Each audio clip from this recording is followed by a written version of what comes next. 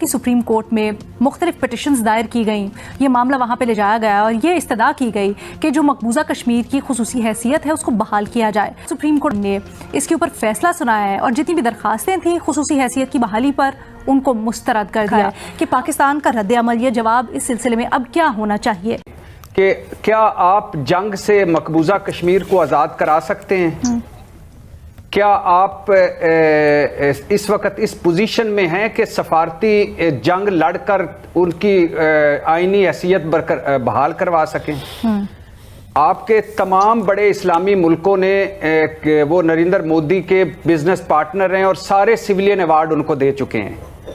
क्या ऐसा मुमकिन है कि आप जाके लड़ के मकबूजा कश्मीर छुड़ाएं और अपने आज़ाद कश्मीर में शामिल करें और उसके बाद दुनिया आपको मान ले, तस्लीम कर ले? हमारा है क्या वहाँ? सही बात है, क्योंकि पाकिस्तान ये कहता है ना कि हम उन भाइयों की तर्जुमानी करते हैं, तो उस हैसियत से हम इंटरवीन करते हैं। कोई नहीं करता, झूठ पर मबनी है सारा कुछ भी नहीं करता। जो कुछ होना था हो चुका है, क्यों नहीं हम कौम को सच बताते? तो मैडम शेख कई मर्तबा बात कर चुके हैं, ये मफादात की दुनिया है, ये सफारतकारी की दुनिया है। भारत बैक वक्त अमेरिका, चीन और रूस का बिजनेस पार्टनर है। और बाय द वे हमने कभी चीन के 1.25 करोड़ 1.5 करोड़ मुसलमानों को हमने नहीं तड़पे वहां उसके लिए, क्योंकि वहां हमारा मफाद है। और बैक वक्त ईरान, सऊदी अरब का भारत बिजनेस पार्टनर है। तो जहां तक पाकिस्तान का जवाब है, आपने कहा पाकिस्तान को क्या जवाब देना चाहिए? पाकिस्तान में क़यादत का संगीन बहरान है। पाकिस्तान की खारजा पॉलिसी गायब है, बाहर कोई हमारी हैसियत है ना औकात है। ये चंद दिनों की मुजम्मतों की बजाय कौम को सच बताएं खुदा के लिए कि अब हम क्या कर सकते हैं। 4 साल 4 माह 7 दिन हो गए हैं इस जो नरेंद्र मोदी ने एक्शन लिया था, उस पर हमारा क्या जवाब था? लेकिन ये सच तो बोले मैडम शेख कि हमारी तरजीह अव्वल में कश्मीर है, कोई नहीं है। 4 साल 4 माह 7 दिन में कितनी दफा हमने रिपोर्ट कार्ड में कश्मीर का सवाल रखा है। आज अगर भारतीय सुप्रीम कोर्ट का फैसला ना आता तो क्या वहां पहले इस फैसले के बाद मोदी हुकूमत ने जाके सारा कुछ पहले से हो चुका है? कितनी मरतबा डिस्कस किया है, कितनी जगहों पे जाके बोले हैं, कितने मुल्कों को जाके मिले हैं कि मेरा मकबूजे कश्मीर में मेरे मुसलमानों के साथ ये हो रहा है। और मैडम शेख क्यों झूठ बोलते हैं? कम से कम इतना तो सच बोले। कल भारत की सुप्रीम कोर्ट ने फैसला किया है 370 पे और 35A पे भी ऑब्वियसली। आज बल्कि कल ये भी हुआ कि प्राइम मिनिस्टर मोदी के ट्विटर हैंडल से उर्दू में ट्वीट की गई है पहली दफा। वो जो इंग्लिश में उन्होंने ट्वीट की और फिर उन्होंने उर्दू में की ताकि पाकिस्तानियों को समझ आए कि इंडिया क्या कहना चाहता है। Basically we call this as a strategic communication. मैं बताना ये चाहूंगा कि जब ये 370 खत्म हुआ है उसके बाद 3 चीजें खत्म हुई थी वहां पे। कश्मीर का अपना कॉन्स्टिट्यूशन था वो खत्म हुआ, उनका अपना झंडा था वो खत्म हुआ, और क्रिमिनल कोड था उनका अपना, वो भी खत्म हो गया उसके बाद। और एक और सबसे बड़ी कंडीशन ये थी कि वहां पे कोई दूसरा बंदा जाके प्रॉपर्टी नहीं खरीद सकता था, वो भी इसके साथ खत्म हो गया। और कल जो कोर्ट ने डिसीजन लिया है उसमें उन्होंने कहा है कि ये इनका वही स्टेटस है जो दूसरी स्टेटों का है। ये जो 370 था it was a temporary situation और that has been terminated now और दे आर फाइन। मोदी साहब ने इस पे स्टेटमेंट दी, उन्होंने कि उम्मीद की एक नई किरण आई है, अच्छा मुस्तकबिल है, यूनाइटेड भारत जो है यूनाइटेड इंडिया के लिए बहुत अच्छा हुआ है। फारूक अब्दुल्ला साहब ने कहा है कि हमारी कोशिश जारी रहेगी, बीजेपी को यहां तक पहुंचने के लिए कितने साल लगे हैं, हम भी उतने साल अपनी जद्दोजहद जारी रखेंगे, ये उनका स्टेटमेंट है। महबूबा मुफ्ती ने कहा है कि जम्मू कश्मीर के लोग अपनी जद्दोजहद नहीं छोड़ेंगे। ये 3 इसके रिएक्शन थे। अब बात करते हैं पाकिस्तान की तरफ से, तो 2-4 चीजें मैं आपको बताना चाहूंगा। ये डिसीजन तो कल आया, हफ्ता 10 दिन पहले अमित शाह साहब ने जो अपने हाउस के अंदर एक बड़ी गर्मा गर्म स्पीच दी थी जिसमें 24 सीटें भी उन्होंने कहा था कि हम जी वो करेंगे। तो यहाँ ये भी मैं मेंशन करना चाहूंगा कि सुप्रीम कोर्ट के इस फैसले में ये भी है कि अगले साल के 30 सितंबर तक लोकल इलेक्शन भी कराने होंगे। अब उसमें मैं ये समझता हूं दिस इज अ सेकंड चीज थी। अमित शाह साहब का पहला था और ये सुप्रीम कोर्ट ऑप्शन। इस वक्त गाजा के अंदर जो कुछ हो रहा है आपके पास उसके लिए कोई ऑप्शन है? अगर जो इसका ऑप्शन ढूंढने की कोशिश करेंगे आपके 57 फॉरेन मिनिस्टर रियाज में इकट्ठे हुए कुछ अकम्प्लिश कर सके? वहां से उठकर वो पिकनिक पे बीजिंग चले गए, वहां पे कुछ उन्होंने कुछ हासिल किया, उसके बाद न्यू दिल्ली चले गए, कुछ हासिल किया है। COP 28 दुबई में हो रही है, जहां से तकरीबन 200 मील के फासले पे डेली बेस पे 1000 से 1500 फलस्तीनी मारा जा रहा है।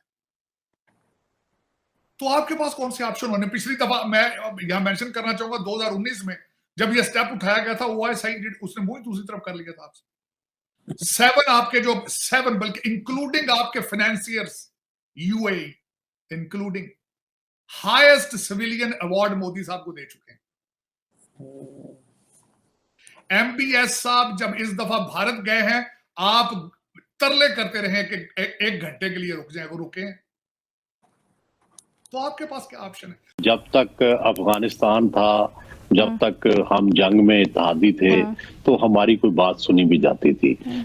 अब हम इकोनॉमिकली भी वीक हैं, स्ट्रेटेजिकली भी वीक हैं, लेकिन समहाउ हम इस चीज को नहीं मान रहे और उसके नतायज हैं कि लोग हमसे दूर हो गए हैं। और अब वाहिद तरीका यही है जो सॉफ्टनिंग ऑफ बॉर्डर्स वाला, उस रास्ते पे चलें। आप तजारत करें इंडिया के साथ, आप रास्ते खोलें।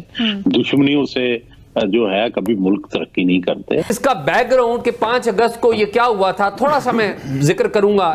भारत की जो सरकार है वो लिया कैसे था, उन्होंने लिया ऐसे था कि हमारे बैकडोर बातचीत चल रही थी, हमारी उनके साथ पसे पर्दा मुलाकातें जारी थी और बातचीत चल रही थी। ये कम्युनिकेशन पहले पाकिस्तान के पास मौजूद थी, हमारे जो बैकडोर राब्ते थे कि ये इस तरह का कोई काम करने जा रहे हैं। और हमने एट दैट टाइम भी क्या रद्द अमल दिया, आपको पता है। फॉरेन ऑफिस के स्टेटमेंट के अलावा हमने क्या बात की? क्या हम आलमी अदालत इंसाफ में गए? नहीं गए। मामला ये है कि कश्मीर के हवाले से फैसले हो रहे हैं हमारे यहाँ प्रॉपर। पहले तो ये कि ये हम अपने अंदर नहीं देख रहे कि हमने क्या किया है। हमने इस मामले के ऊपर जो माजी में तरीकाकार इख्तियार किए वो दुनिया ने मुस्तरद कर दिए और दुनिया की मजबूरी FATF के तहत हमें भी पीछे हटना पड़ा। लेकिन क्या हमने कोई सॉफ्ट पावर इस्तेमाल की? क्या हमने कोई इंगेजमेंट की पावर इस्तेमाल की? Answer is no. तो बात यह है कि वर्डिक्ट के बाद चाइना से जो ऑफिशियल स्टेटमेंट आया उसमें उनके रिप्रेजेंटेटिव ने क्लियर बोला, चाइनीज फॉरेन मिनिस्ट्री ने ऑफिशियली शब्द का इस्तेमाल किया पाकिस्तान ऑक्यूपाइड कश्मीर, जिसको कहीं भी कवरेज नहीं मिला है। हमारी किसी चैनल्स पे कवरेज नहीं मिला है, ना सोशल मीडिया पे कोई कवरेज मिला। पहली बार चाइना की ऑफिशियल ब्रीफिंग में ये वर्ड्स का इस्तेमाल किया गया, पाकिस्तान ऑक्यूपाइड कश्मीर। दूसरी बड़ी खबर पीओके के लिए, जो डेट्स है, जो हमारी वर्किंग बाउंड्री वाली जो LAC की डेट्स मीटिंग्स होती है, वो लास्ट जो 22 फरवरी में हुई वो बीजिंग में हुई। और वो 22 फरवरी डेट है हमारे पार्लियामेंट का जो पीओके का रेजोल्यूशन था 1994 वाला, वो डेट पिक की गई कि लद्दाख वाला हिस्सा जो है ये इलीगल है, हम नहीं मानते। तो उन्होंने बहुत साफ शब्द में लिखा western sector of the boundary. और कश्मीर के बारे में चाइना ने ऑफिशियली ये बोला कि आपकी बायलैटरल एग्रीमेंट के हिसाब से आपका हिस्टोरिकल इशू है, आप देख लेना आपके हिसाब से। तो ये जो पूरी स्ट्रैटेजी रही गवर्नमेंट की, बहुत ही ज्यादा सक्सेसफुल, जो लद्दाख और कश्मीर को सेपरेट किया गया था 2019 में, बहुत ही सक्सेसफुल स्ट्रैटेजी। क्योंकि आपने चाइना को इशारा दिया कि आप पाकिस्तान ऑक्यूपाइड कश्मीर वाले मामले से दूर रहे, आप पहले अपना लद्दाख वाला जो आपका मैटर है, LAC जो आप इलीगल बोलते हो, अपना खुद का संभाले तो बहुत ज्यादा हो जाएगा। अक्साई चीन और अरुणाचल पूरा बाउंड्री डिस्प्यूटेड है, जो आपने टिबेट ऑक्यूपाई करके रखा है। तो ये सिग्नलिंग था कि आप हम दोनों देख लेंगे, हमारा आपके साथ बाद में देखेंगे। तो ये सक्सेसफुल रही स्ट्रैटेजी, जो जम्मू कश्मीर का यूनियन टेरिटरी और लद्दाख का जो सेपरेट किया गया। बहुत बड़ी एक और सक्सेसफुल स्ट्रैटेजी, जो UAE और सऊदी अरेबिया की इन्वेस्टमेंट कश्मीर में आना शुरू हुई है। स्पेसिफिक UAE ने तो बिगिन कर लिया है, MR का जो प्रोजेक्ट आ गया मॉल वाला, और पाकिस्तान की चीखें निकलना शुरू हो चुकी है उस पर कि अगर UAE की इन्वेस्टमेंट आ जाती है कश्मीर में तो बहुत बड़ा स्ट्रैटेजिक मूव होगा। और ये क्यों होगा? क्योंकि पाकिस्तान जो है वो सऊदी अरेबिया और यूएई की इन्वेस्टमेंट को बिल्कुल हार्म नहीं कर सकता। ऐसी कोई हरकतें नहीं कर सकता जिससे सऊदी अरेबिया और यूएई की इन्वेस्टमेंट को नुकसान हो। तो यूएई की इन्वेस्टमेंट कश्मीर लाना इसीलिए स्ट्रैटेजिक मूव था। तो बहुत सक्सेसफुल रहा हमारा डिप्लोमेसी स्ट्रैटेजी जो भी हमारी टीम ने किया है। जो चाइना है उसने भी इसके ऊपर रिएक्शन शो किया और चाइना की तरफ से ये कहा गया कि एक प्रेस ब्रीफिंग के दौरान जो उनकी स्पोक्स पर्सन है उनसे सवाल की तो उन्होंने कहा कि इंडिया और पाकिस्तान को डायलॉग करना चाहिए इसके ऊपर। तो क्या चाइना यही चाहता है और चाइना के कहने पर ऐसा हो सकता है? देखें, चाइना यही चाहता है या नहीं चाहता, इस बात से ज्यादा अहम ये है कि चाइना की ऑफिशियल पॉलिसी क्या है राइट फ्रॉम 1947 से कश्मीर इशू पे। एग्जैक्टली कंसिस्टेंट और कंटिन्यूड पॉलिसी यही है कि मसला कश्मीर का हल जो है वो इंडिया और पाकिस्तान के दरमियान नेगोशिएटेड सेटलमेंट है। वो हर फोरम पे, पाकिस्तान से मुज़ाकरात से लेके यूनाइटेड नेशन के फोरम तक, हर जगह पे ये कंसिस्टेंट पॉलिसी है चाइना की। चाइना यही मशवरा देता है, पाकिस्तान को देता आया है कि जी आप बात करें इंडिया से, इसमें कोई नई बात नहीं है। और मैं समझता हूँ कि ये बिल्कुल दुरुस्त, चीन का अपना क्या उसमें इंटरेस्ट है, कश्मीर का कुछ इलाका चीन के पास भी है जो कि कंसिडरेबल कॉन्फ्लिक्ट ऑफ इंटरेस्ट बनता जा रहा है। चीन की अपने बहुत सारे मामलात इंडिया के साथ हैं, इसके बावजूद जो है वो कंसिस्टेंसी उसकी बरकरार है कि आप इंडिया के साथ बात करें। लेकिन पाकिस्तान की समझ में ये बात आ नहीं रही कि आप फ्रंट फुट पे पूरी बैटिंग होती है। जिस प्रकार के आप चेंजेस देख रहे हैं, अमित शाह जी ने जो पीओके पे भी बताया, उनको 2 बार पूछा गया। एक बार तो उन्होंने पार्लियामेंट में खुद बता दिया, दूसरा कल वो आज तक वाले शो में उनको वापस पूछा गया पीओके के बारे में कि बेसिकली ट्राइंग टू से कि कब है अब होना। और ऑडियंस में से एक क्वेश्चन भी आया 5 अगस्त का, क्योंकि वो डेट वाला तो आप जानते ही है इंपॉर्टेंस कि डेट वाइज सब चलता है।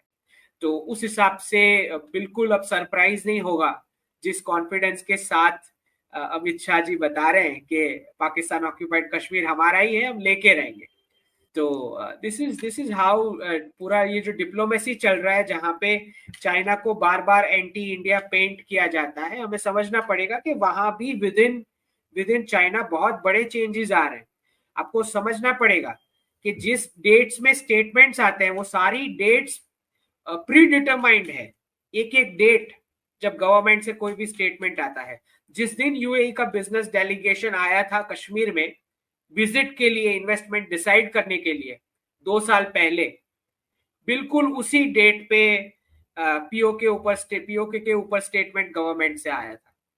तो ये बहुत क्लियर था कि ये स्ट्रेटेजिक प्लान था कि यूएई की इन्वेस्टमेंट कश्मीर में लाना। तो ये बात तो तय है।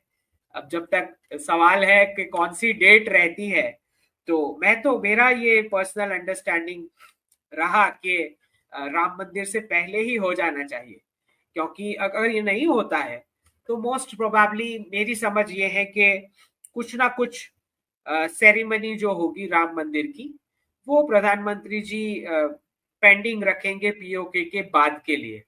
मैं ये नहीं कह रहा कि इनॉग्रेशन नहीं होगा, मैं ये बोल रहा हूँ कि कुछ ना कुछ सेरेमनी बाद में होगी पीओके के बाद।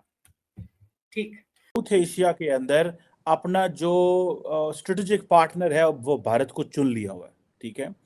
दैट सप्लीमेंट्स द स्टोरी कि कैसे अमेरिका पाकिस्तान को कह सकता है। हाउ इतनी दफा का पहले उन्होंने कोशिश की, भारत से बात की कि जी अगर हम सालसी करें तो भारत ऑलरेडी नहीं थे, उनके डिप्टियों से मिले, ये जेक सलिवन से नहीं मिले। अब आपको याद होगा, शाहीन सबाई ने रिपोर्ट की थी कि जेक सलिवन से व्हाइट हाउस में मीटिंग होगी, शायद बाइडेन से भी मीटिंग हो जाए। तो एक तो वो बंदा उठ के चला गया, जिस दिन उसने मिलना था चीफ से उस दिन वो उठ के चला गया, नंबर 1। और दूसरा, ये मैं उम्मीद करता हूं कि कुरीला वापस आ गए हों, क्योंकि ये फिर मैं कहता हूं कि ये थोड़ी सी अब ज्यादा होगी, थोड़ी सी बेइज्जती होगी पाकिस्तान के आर्मी प्लानर्स के लिए कि 2 इंपॉर्टेंट एहलकारों से मिलना था, दोनों इधर नहीं है। तो आई होप कि ISPR इस पे हमें क्लैरिटी दे कि किस से मिले हैं। अगर वो सेंटकॉम के चीफ इधर नहीं है, किस से मिले हैं वो। और एक 4 स्टार जाके उधर किसी 3 स्टार से नहीं मिल सकता, एक 4 स्टार को अपने हम मनसब से ही मिलना चाहिए, क्योंकि चीफ को एक 4 स्टार से ही, क्योंकि चीफ भी 4 स्टार ऑफिसर हैं। तो उस हिसाब से एक तो ये फ्लॉरिडा ये चाइना भी इंडिया के करीब है, बहुत सारी ऐसी वैल्यूज दोनों कंट्रीज शेयर करते हैं, कल्चर को और सिविलाइजेशन को, लेकिन पाकिस्तान जो है वो उतना भी करीब नहीं है इंडिया से जितना चाइना करीब है। तो यानी अब इंडिया ने जो है वो ये कहा है कि अब चाइना तो ठीक है, ओके कोई मसला नहीं है चाइना के साथ हमारा, लेकिन जो मसला है वो तो पाकिस्तान के साथ है। अब देखिए प्रॉब्लम क्या है, बात ये है कि हम यहाँ तक पहुंच गए हैं कि चाइना भी इंडिया के करीब हो गया लेकिन पाकिस्तान करीब नहीं हो सका। पाकिस्तान दूर से दूर होता चला गया और होता चला जा रहा है। क्यों? क्योंकि हमने देखिए एक बात इसके अंदर जो कही, मैं तो उसको 16 आने सच कहूंगी और उस पे मैं सेकंड करूंगी डॉक्टर जयशंकर की इस बात पर, जिसमें उन्होंने कहा कि जो झगड़े होते हैं, जो प्रॉब्लम्स होते हैं, वो बैठ के एक दूसरे के साथ हल करने वाले होते हैं। उसको पे जो है डिस्कस हो सकता है और आप सॉर्ट आउट कर सकते हैं। जैसे कि हमने देखा कि इंडिया और चाइना की ट्रेड बहुत बड़ी है और भी बहुत सारे ऐसे मसाइल हुए। चाइना तो बल्कि नीचे झुककर ये अमेरिका को और इंडिया को दोनों को कहता रहा कि हम ट्रेड कर। जावेद बाजवा नंबर 1 फौज, नंबर 1 ISI, क्या कर लिया तुम लोगों ने ट्वीट के अलावा? बताओ ना, कड़वी लग रही है मेरी बात तो बताओ कि जनाब हमने ये कर लिया जब भारत ने 370-35 से हटाया। काफिर कहते हो ना तुम लोग, काफिर। काफिरों के सामने, काफिरों को तो पैर छू रहे हो तुम, काफिरों के आगे सजदे कर रहे हो कि कुछ बोल दो, एक कमेंट कर दो प्लीज, एक कुछ बोल दो कि हम अपने लोगों को कम से कम, ये जो बेवकूफ कौम है पाकिस्तानियों की जो बिल्कुल पागल हैं, बेचारे जाहिल हैं, उनको कुछ हम चूरन, लाहौरी चूरन खिला दें।